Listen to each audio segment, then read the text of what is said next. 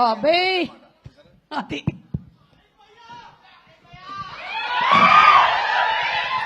అందరికీ నమస్కారం అండి. Good evening.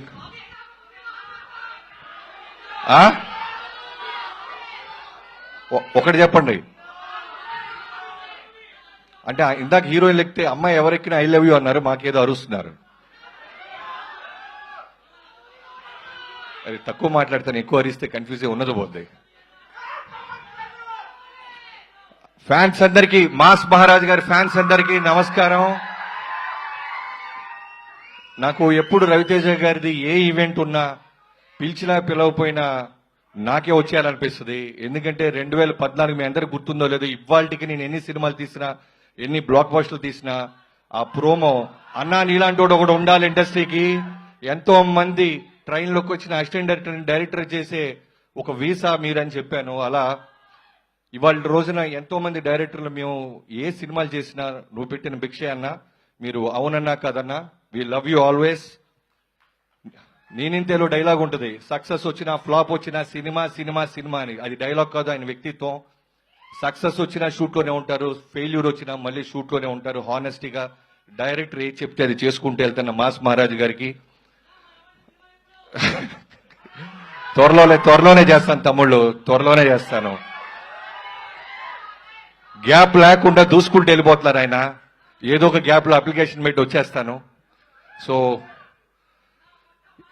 నాకు మొన్న ఎవరో సినిమా మన రవితేజ గారి సినిమా ఏదన్నా సరిగ్గా చేయకపోతే కొంతమంది, చాలా తక్కువ మంది ఉంటారు ఆయనకి శత్రువులు, ఐ మీన్ యాంటీ ఫ్యాన్స్ అనే వాళ్ళు చాలా తక్కువ మంది ఉంటారు. వాళ్ళలో ఒకళ్ళిద్దరు రవితేజ గారు రెగ్యులర్ సినిమాలు చేస్తున్నారా అంటే ఎంత కోపం వస్తుందంటే, అందరికంటే చాలా కాన్సెప్టోరియల్ సినిమాలు చేస్తున్న ఆయనే. షాక్ కానీ, నా ఆటోగ్రాఫ్ కానీ, శంభో శివ శంభో కానీ, ఎంతో సినిమాలు ఆయన ప్రయత్నిస్తానే ఉన్నాడు. ఆ సినిమాలు కనుక మనం నిజంగానే పెద్ద ఫిగర్లు చేసుంటే నిజంగానే కమర్షియల్ సినిమాలతో పాటు అవి కూడా ప్యారలల్ చేసుండేవాళ్ళు. కమింగ్ టు దిస్ ఈ ఫిల్మ్, కిషోర్ తిరుమల డార్లింగ్, తను నా పవర్ సినిమాకి ఫస్ట్ టైం నాకు రవితేజ గారి సినిమా అవకాశం ఇచ్చినప్పుడు భయంగా ఉండేవాడిని. ప్రతి ఒక్కరికి పురిటి నొప్పులు అంటారు చూసారా, ఒక డెలివరీ పెయిన్స్, ఒక బేబీని డెలివరీ చేసినంత భయం, ఫోకస్తో ఉంటుంది. ఆ టైంలో నాకు డైలాగ్స్కి హెల్ప్ చేసిన కిషోర్ ఇప్పటికీ మర్చిపోయిన. Thank you so much darling.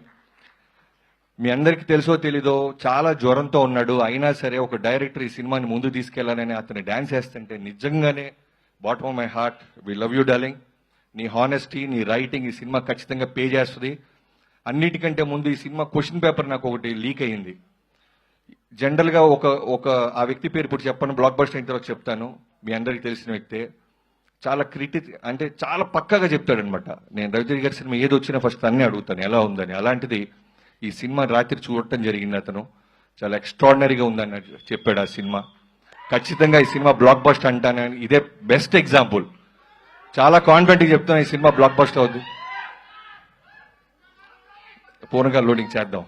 So coming to the heroines, ఇద్దరు అమ్మాయిలు చాలా బాగా చేశారు, ఆషికా గారు అండ్ డింపుల్ గారు. సంక్రాంతికి మీరు కూడా ఒక బ్లాక్ బస్టర్ టేస్ట్ చూడబోతున్నారు.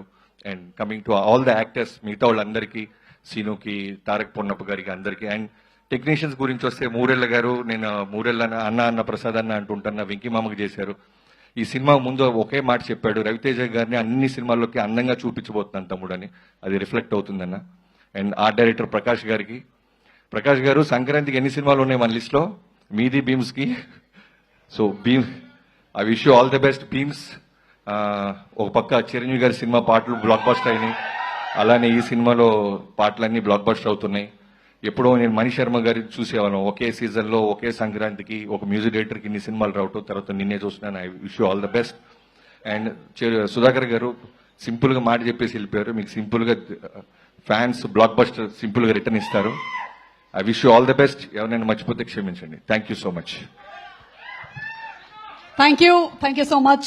సభాముఖంగా ఈరోజు భర్త మహాశైలకు విజ్ఞప్తి సినిమా కాబట్టి మీ ఆవిడికి ఏమైనా మీరు చెప్పాలనుకుంటున్నారా? మా ఆవిడికి నేను ఫోన్లో చెప్తాను, ఎందుకు మైక్లో. ఓకే, కానీ మీరు ఒకవేళ పార్టీకి లేట్ అవుతుంది అని చెప్పాలి, ఒప్పించాలంటే ఏం చేస్తారు? వేరే భర్తలకు కొంచెం అడ్వైస్. ఏమండి, మగాళ్ళందరూ మొగుళ్ళందరూ ఒకటే, బయట తోపులైనా సరే భార్యల దగ్గర బెండ్ అయి ఉంటాం అంతే. అది okay, yeah got it. Very clear గా అందింది.